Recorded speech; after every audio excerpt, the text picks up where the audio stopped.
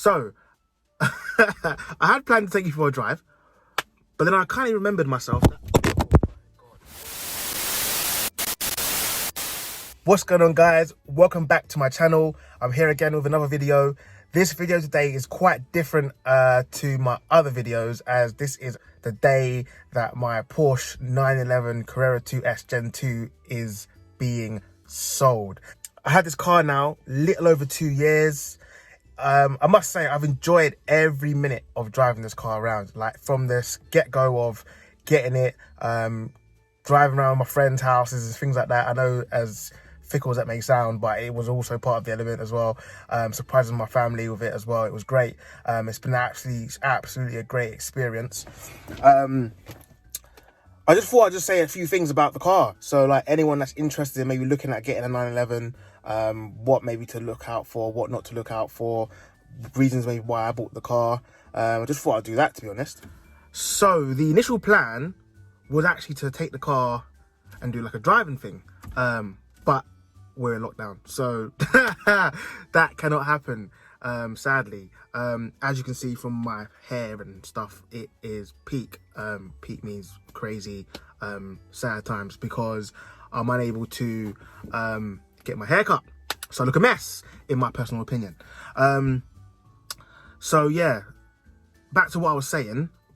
I do love this position. The driving position of this car, I cannot lie, is amazing. It's a coupe, so you're sitting back, slanted down, low, and that is to me just epic seating position, to be honest. It's not too low that you can't see, but it's low enough to feel kind of cool. I think that's how I feel when I drive this car. I do feel kind of cool. Power wise, the car does come stock with around 380 horsepower. It is dependent on engine. You know, some people's engines may produce more, some produce less. To be fair, Porsche do undercut their horsepower figures, so it probably will push around maybe 390, maybe even 400. Little things that I done to this car when I first got it was I literally ran straight to the paint shop. It came with silver chrome wheels. I was like, nah. I wanted the black on black, blacked out whole look. So I went and did that straight away. A great guy called Bruce done it for me. I'll plug him in the description below. He's a great guy. He works meticulously and he's a really good person. Then next thing I did, I flung on the panel filters, did a little research, noting that if you did there are some sort of carbon alternative, but it's an open air box. And if you know anything about cars, I think I know a little bit.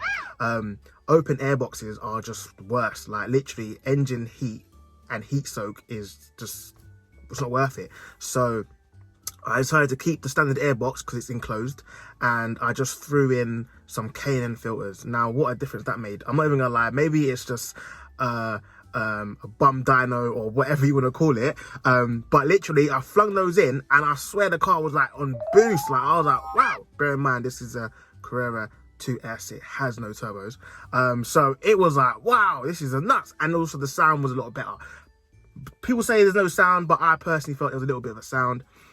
So yeah, it was great. Next thing I did after that was I kind of wanted a bit more of an exhaust tone. So I was like, yeah, the exhaust sounds sick, like the inline six, flat six, or whatever it is. I can't remember right now.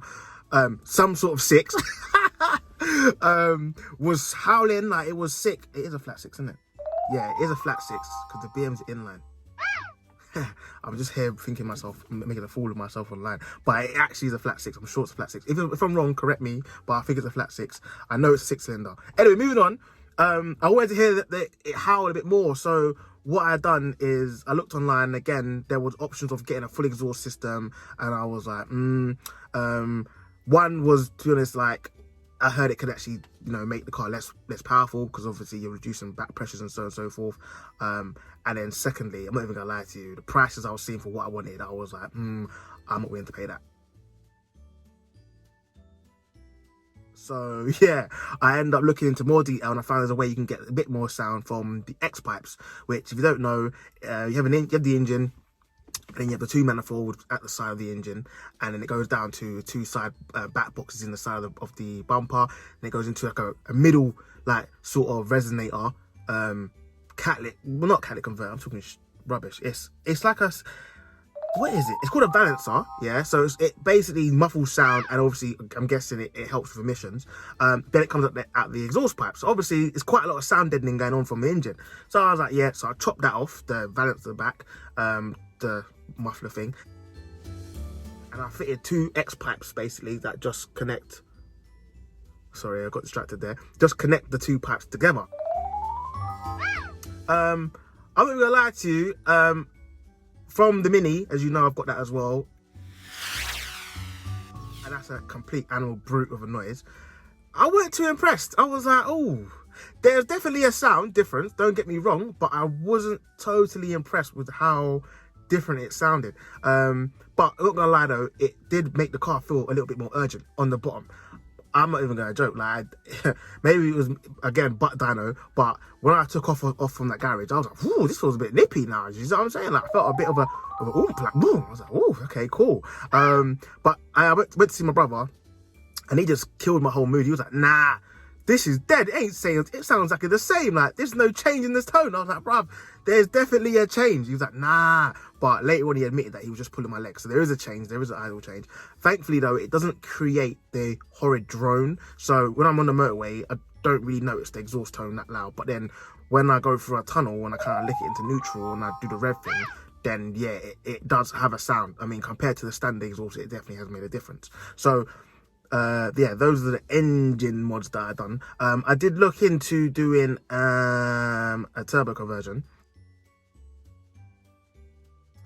but yeah, it looked like it wasn't worth the money. It came to around 10 grand, I think. I can't remember the name of the company that I saw. There was about 2 of them I saw in the UK that done it anyway. And yeah, it's about 10 grand, and it only gave me about 100 horsepower. And I thought to myself, I'm going to spend 10 grand. I might as well spend £10,000 and buy a Porsche turbo. Like, it made more sense, because initially it came with more horsepower, and a remap and so on and so forth would have just surpassed that straight away. So it was a much better value for money. I mean, I would advise the turbo kit if you plan to keep the car forever. Sorry guys, I'm just distracted because obviously I'm doing this video now and the buyer's due to come imminently, so I kind of took the mick with it, to be honest. But yeah, anyway, so yeah, unless you're looking to keep the car forever, then I don't really think it's worth doing that conversion in my eyes. So yeah, moving on from that, what else did I do on the car? So yeah, obviously the car was a bit of a Jeep. It's not a Jeep, I'm exaggerating. I'm just used to a nice wheel, no wheel gap, like my wheel gap to arch is like this, you know. So I felt the car was a bit high, so basically I got some IBAC springs. I looked online, there was a couple other options, but I like IBAC, so I just chose IBAC. I did a 30mm drop all round. To me, the car looked perfectly fine. It was ideal amount of drop, to be fair. I didn't want to scrape everywhere like the Mini does. So yeah, I'm pretty happy that of what I've done, what I did, sorry, it was adequate. And then I thought, kind of want the wheels to stick out a bit more, because it was, they do stick out. They are big wheels. I think they're what, a 9.5 and 11J wheel, so they are a big wheel, but there's also a big bum at the back of the car. Do you know what I mean? She's got her hips and that. So I was like, okay, cool, let me just push these out a bit. So I got 15mm spaces all round. No, that's a lie. 15 at the back, and I think 12 at the front. Yeah, something like that. So 15 at the rear, 12 at the front. And yeah, to me, perfect. Just in line with the arches. It makes the car look even a bit lower, and just give the car, to me, gave the car a little bit more presence, you know, just wider stance and so on and so forth. What else did I do? That was pretty much it, to be fair, in regards to engine mods and styling. Oh, I changed the wheel. Some of you may have seen from my Instagram. I had a carbon, not carbon, I wish. It was a Alcantara wheel. I did that solely because I thought it was a good deal online. Lo and behold, though, I got it and the damn pedals at the back didn't work, which is really annoying. But I kept it anyway because the feel of the steering wheel felt amazing. So sadly I couldn't use the pedals, which yeah, was a bit annoying, but the feel of the wheel made me keep it.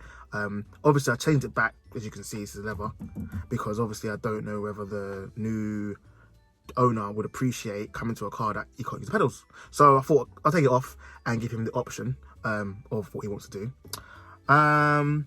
What else did I do? Oh,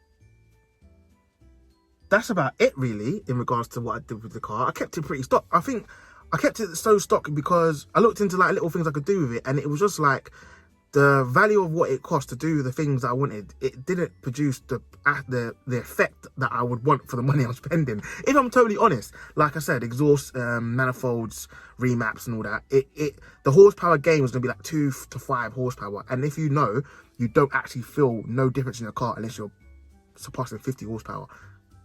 Trust me on that. So unless you're getting past 50 horsepower, then you're not really noticing much of a difference. You might think you are, but you're not really noticing much of a difference. And also, I did have a little play with a Carrera GTS, which does come with the power-up kit from Porsche. And he didn't leave me. Like, if anything, I was better than him. So, yeah, I just thought like that was a complete waste of money. So if you're looking for a Porsche Carrera, they're perfect stock.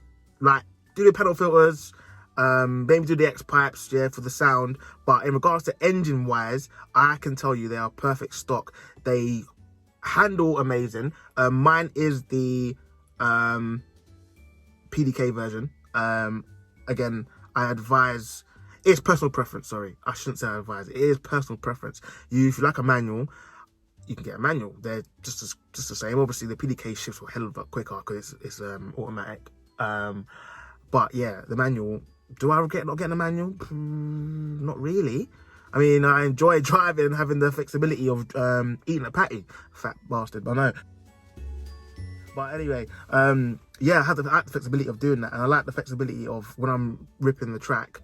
Not that I've done it in this car. Lies! I went around the track. I enjoyed the Nürburgring. It was amazing. You have to do it. It was comfortable. The gearbox is very much capable. It knows when to downshift, especially in sports and sports plus, because that's another option you don't get with the manual car. You only get sports mode, which I guess you don't really need sport plus because sport plus is designed to help the gearbox change quicker. So anyway, sports plus on, car's on the mad thing, literally revving its nuts off, wants to go 110 miles an hour all the time, so it's perfect. It knows exactly when to change down gear, which is perfect. And it rev maxed as well, so it was like, this is calm. What else have I got on my car special? PDK, Sports Plus. Oh, I got the Bose sound system. I was being bougie at the time. I wanted the sound system in it because the Mini, bless its soul, it's a nice car, but it has a dead sound system. Obviously, it's race car, so there's not really much point. It's got 2 front speakers, and that's about it. So I wanted something, because it's going to be my daily driver, I wanted something that was going to make me feel good. And I'm not going to lie to you, the Bose system in this car is epic. Like, there's a subwoofer somewhere. I'm assuming it's under my seat, but it's buffering, and there's 2, in fact, I think the subwoofers are actually behind the back seats, to be fair. When I pop the back seats down, it does say Bose, and there's like some sort of ported vent, so I'm assuming they're in the back, which is great, because I definitely feel the kick every time I turn that music up. I would demonstrate now, but yeah, it's a bit long.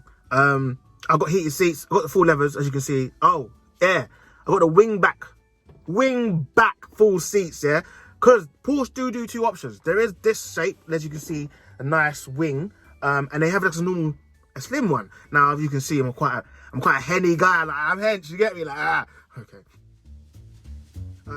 Quarantine fat actually, but I'm quite a broad, naturally broad guy. So I just felt like them little small skinny seats were gonna give me a bare hassle when I'm driving. I didn't want that. I wanted comfort. So yeah, I found the wingback seats, and they are comfortable as hell. As I've said, I've been to Germany in this car, and I've not been more comfortable. Like, okay, my Mini's got great seats as well, but these seats are comfortable, and they're heated. So when it's cold, boom, heat them up, nice and lovely. There's one thing I had to improve in the interior. I just remembered. This is a 2010/2009 Porsche, and it comes with Bluetooth, but you can't attach your phone to call through it. That's a lie. Backwards. You can't attach your phone to play tunes through it. So it's a Bluetooth only for calls, which is great. I mean, it's cool. You know, you answer your phone through the PCM and you're like, hello, blah, blah, blah. Great. But I think, why can I have a phone that is Bluetooth, but it can't play my music?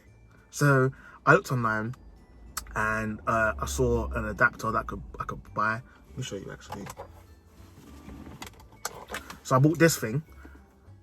So basically, if you can see, it plugs into the AUX port on the car, and then obviously you've got like the on buttons and off buttons, and it does phone as well. It's rubbish. I'm not gonna lie to you. No, it's not rubbish. It works, yeah, it works, but it wasn't the best. It was a pretty. Every time you got in the car, you had to sync it up. It was just jarring. So yeah, if you got it, it was cheap. It was like what, China $2.99 on eBay. So yeah, what do I expect of it? But I did find another one.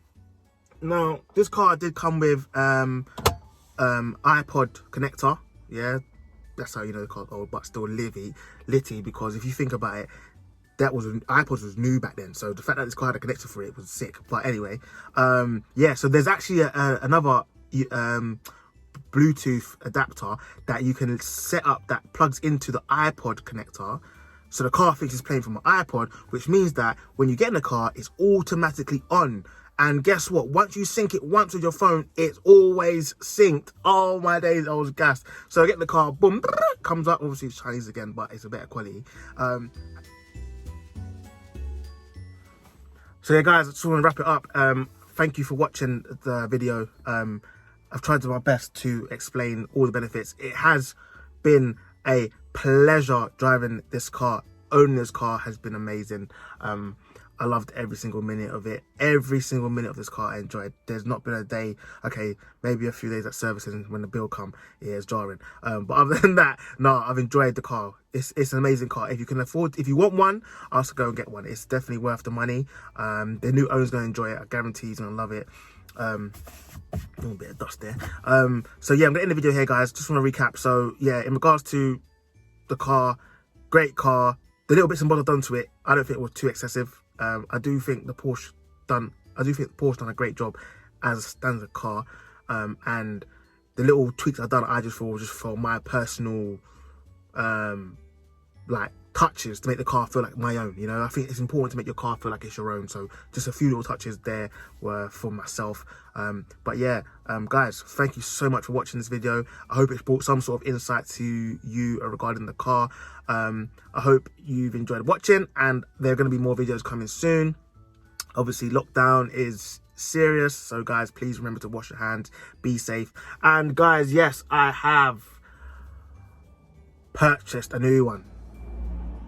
A new car's coming, guys, so I'm gonna upload that video as well, and you will see what I replaced my Penelope Porsche with. Yeah, I named her Penelope, guys. I do love her. I'm gonna miss you. But yeah, on to the better and bigger things, as they may say. I don't know if it's better and bigger, it's just a new car. But yeah, guys, thank you again. Thanks for watching. Please like, subscribe, share the video if it's been of interest to you, and please put all your comments down below in the comment section. That's how you do it, innit? Like, guys, I'm not even trying to be that YouTube guy. I'm just trying to do my thing. But yeah, down here, I don't have to edit that either, so it's gonna be like that down here.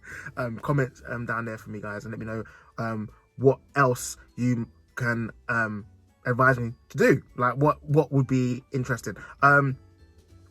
Yeah, so that's it. I'm rambling now, so bye.